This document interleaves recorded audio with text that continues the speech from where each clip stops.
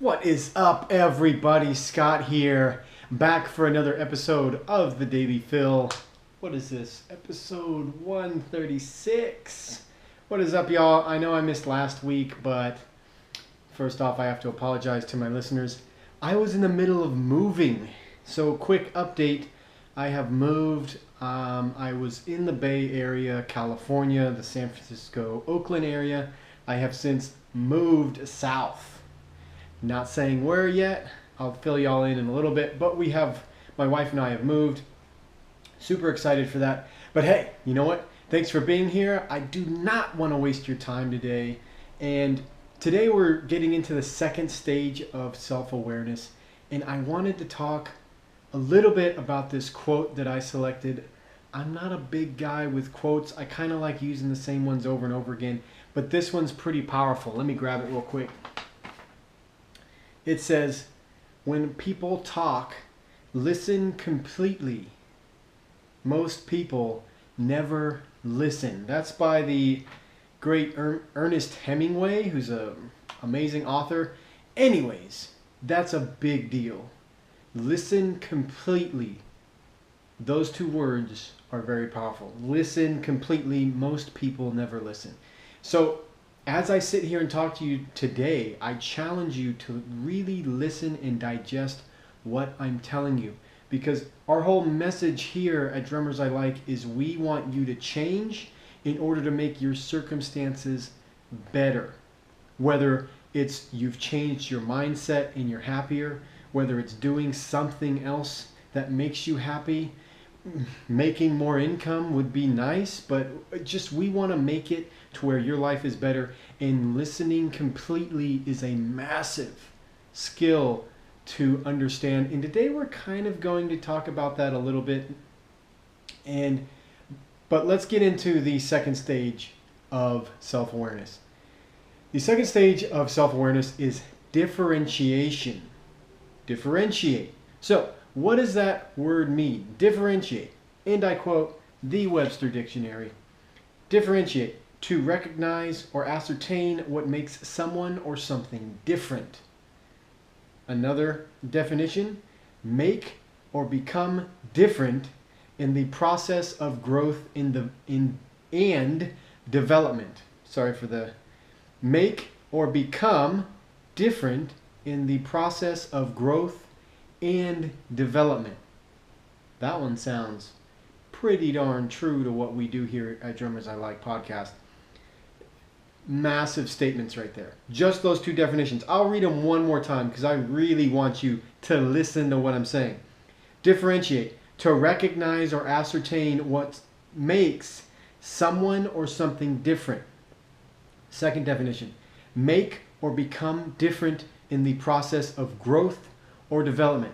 In my view, that second definition means you need to change your process as you go, tweak things, you know what I mean?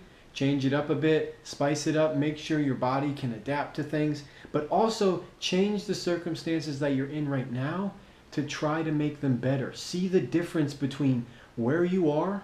If you feel stuck, see the difference between feeling stuck and taking action on your life, okay? Now, we're going to break this down into a couple different ways because this is a drum lesson. I don't want to get too far into life, but hey, music is life, life is music, am I right? So, anyways, getting back to this point, how do you start to differ as a musician, as a drummer? How do we differ? Well, one, we're hitting things. Okay, that at the core is a differentiation. We are hitting things. That's a little bit different than a piano player, a guitar player, a trumpet player, and so on. But I think the bigger concept to understand here is how does a drummer sort of fit in, right? You don't really see a lot of solo drummers unless they're giving a clinic, which in that case is an entirely different category. Most of the time you're going to see a drummer in a live performance setting with other musicians. Whether it's in a jazz band, cover band, big time pop gig, what else? Orchestra, wind band, doesn't matter, Broadway, they're usually playing with other musicians. That's the point of making music, is you're with other musicians. So a big thing we're going to talk about, hence the quote, listen completely, is you need to be able to understand the difference between what you play, and we'll get into the technical aspects in a little bit, but understand the difference between what you play as a drummer and how it fits with everything else. So here's some tips to go about understanding that. The first tip is just grab your favorite song and listen to each instrument at a time, one at a time, each instrument, each time you listen to that song. So let's say I'm going to take a great song, let's do AC/DC, Back in Black, right? If I'm going to listen to that song and really listen to it, okay, maybe the first time through I listen to what the drummer plays. Perfect. The second time, I listen to what the bass player plays. If you don't know what a bass guitar is, go research what a bass guitar is, building off my last lesson. Then I'm going to listen to what the guitar player plays, and then what the singer's doing. And then if there's a keyboard, which I don't think there's keyboard in that song, but if there's piano, listen to that. If there's horn parts, listen to that too. And what you want to do is listen to this song multiple times, but focus on one instrument. And then what you're going to do is try to expand, and you're going to say, okay, let's take the bass player for example. What is the bass player doing along with the drummer? Okay, they're lining up the bass drum, and this lines up with the bass player. Or the cymbal in the bass drum lines up with the bass player. Then you're going to say, okay, what is the bass player and what is the guitar player doing? You're going to start fitting all these pieces together. Does that make sense? Fit all these different pieces together. Then what you want to do is you want to expand that onto other songs. I would start simple. AC/DC, Back in Black, fairly simple song. If it's too complex for you, go even simpler, all right? Make it as simple as possible. So then the second thing is, okay, maybe let's take another one of my favorite songs that's maybe a little bit harder. And if there's things you don't hear, again, go back and or if there's things you don't understand, again, you want to go back and research it. Just like my last podcast labeled Limit Breaker, right? Talking about breaking your limits. Research is a huge part of that. You have to, if you want to get good at music and you want a career in music, you have to study the craft. And it's not just pertaining to your instrument as well, but how you fit. And this is what we're talking about today.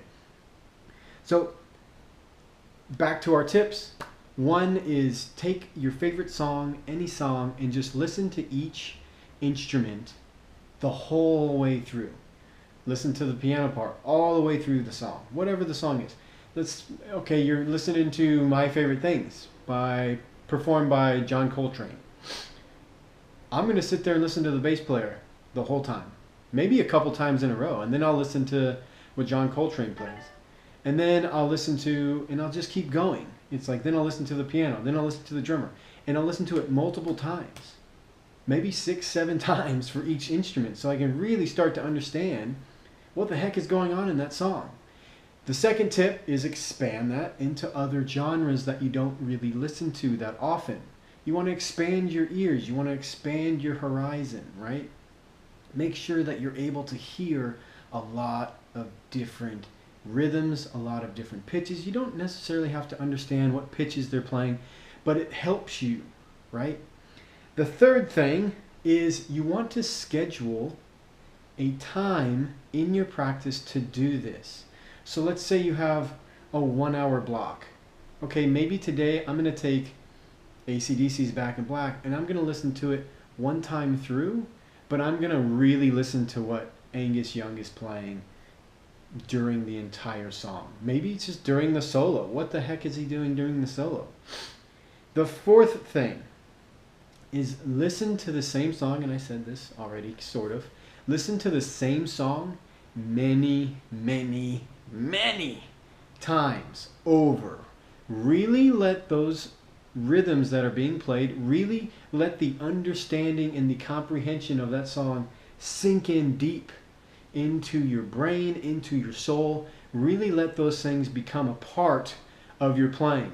I remember when I started studying Tony Williams for the first time, I sat there and listened to My Funny Valentine by the album by Miles Davis. I listened to that album so many times, it's ridiculous. I would sit there like every night and listen to those songs performed on that concert. I knew that album very well. It's been a while since I've listened to it, so it's probably a little shady, but I knew that album very, very well because I wanted to understand what the heck was going on. How did those guys communicate? How can I get better at that? So listen to it many, many times. That's tip number 4. And tip number 5 is you have to commit. You have to commit to this idea that this understanding of differentiation and understanding what you do compared to others, understanding that there is a difference, that you have to commit that this will make you better. If you don't commit to the idea that being a better, self-aware, I'll just say person, if you don't think that makes you better, I don't know who I'm talking to right here. Being self-aware is such a huge skill to learn, and it's a constant development. I never, ever stop developing awareness. I just realized I've been doing some meditation recently, and it helped me become aware because of the art of meditation. It helps you understand how many thoughts you have going on in your head. And it helped me become aware that even when I practice, I'm not really practicing to the full focused intent that I could, because I'm always wandering off. I'm going, oh man, what's happening in this TV show this week? Oh, I got all these work tasks I need to do while I'm practicing. Meditation has helped me become extremely self-aware to the point where now when I'm practicing, I can almost switch my mind into this sort of meditative focus and really focus on what I'm doing.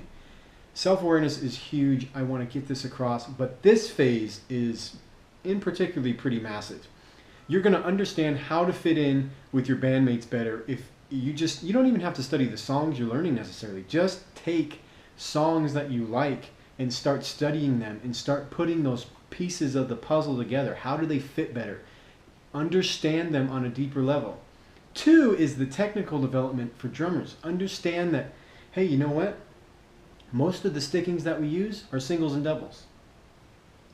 Double strokes is a huge part of being a better drummer. If I can really master drummers or double strokes, I'm going to be a better drummer, because if you look at the 40 rudiments, 32 of them have double strokes in them. It's like, dude, that's, what is that, 85, 87% of the rudiments have a double stroke in it? That's crazy. So, again, I took some little information. I said, oh, what's the difference between all of these? And then maybe what's the similarity between all these? And really, there's a handful of single stroke rudiments. There's a lot of double stroke rudiments, particularly double stroke rolls, right? And then when you start really looking at all the other rudiments, they all have double strokes in them. So what I encourage you to do is take some of the technical things you're working on. Rudiments for sure are really easy because you can go and look at them and say, what are the differences between the rudiments? Just ask yourself that. What are the differences between these rudiments? Then you can do that in each style. What are the differences between rock and roll and jazz? If you listen to some old traditional jazz, there's not too much really. You know, it was a popular music style. Rock is a popular music style. So start studying the differences of the music, and you'll start to understand them on a level that is extremely deeper. It'll help you play at a higher level, and you'll have a bigger sense of what you need to do within that setting. Whether you're playing in a cover band or whether you're playing in a big time jazz orchestra or a pop gig, you need to understand this concept of differentiation. How am I different than the other musicians in the group? And also, how are all the technical categories different? And how can I break those down to maybe make them easier for me to understand? So, that's it for this lesson. I will recap the 5 tips real quick. 1, listen to your favorite song and listen to each instrumental part one at a time all the way through the entire song. 2, expand that into other music that you don't listen to, right? Maybe take a samba song from Brazil and listen to that. It's going to be completely different. It's going to train your ear. 3 is schedule a time in your practice where you're really just focused on listening. Don't have it as background music, just really listen.